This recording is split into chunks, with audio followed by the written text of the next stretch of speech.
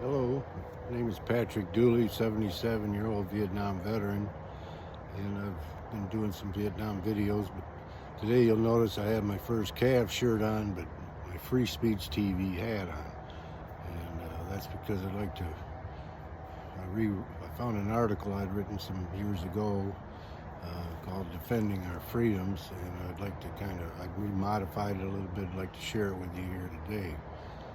Over 50 years ago, I answered my country's call, and they said greetings, and I went to Fort Campbell, Kentucky for basic, and then on to Fort McClellan, Alabama for AIT, for infantry training. Try as they did to train me as a killer, it wasn't until I was in the field in Vietnam and someone tried to kill me that I had an epiphany. My attitude underwent a complete transformation. You cannot put this back in the bottle. Combat produces many images, sounds, smells, etc. that become part of you. Many try blocking these sensory stimuli and claim that they don't remember anything.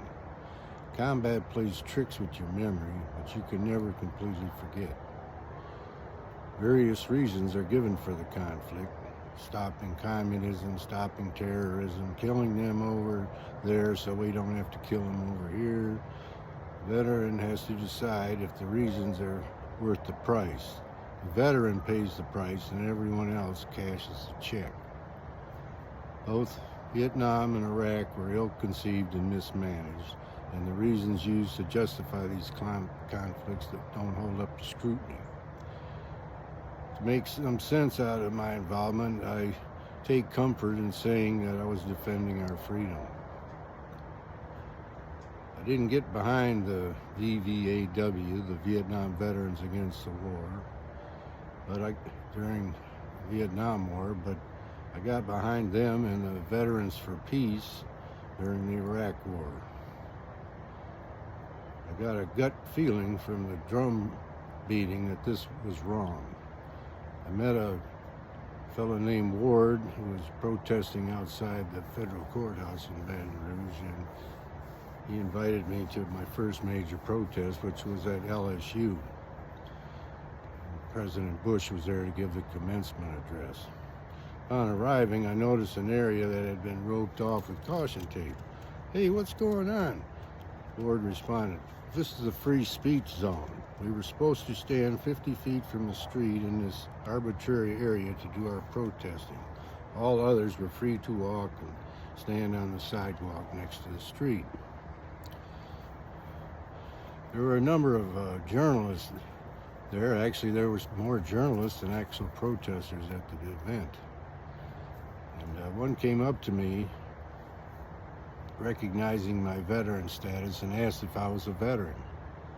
I said that I was, and he said, "Thank you for your service." As he walked off, I began to cry. That was the first time anyone had ever told me that.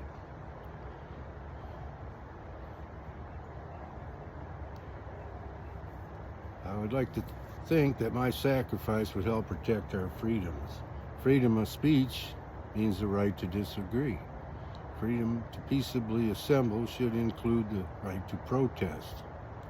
I was sent halfway around the world to kill in our name. I can be told where to stand now, when it was fine to walk through the foreign jungles and carry an M60 machine gun. Are the current soldiers' efforts protecting our freedoms? I would encourage all Americans to try and exercise these freedoms that soldiers fight for. It may come as a surprise to find out that these freedoms are being lost to those who lead us.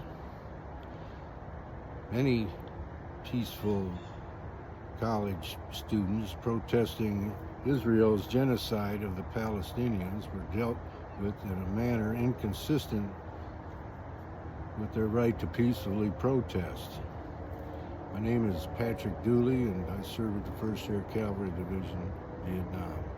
And I wish you hope you like this video, and please share it, pass it on, and thank you, and I hope to do some more in the near future.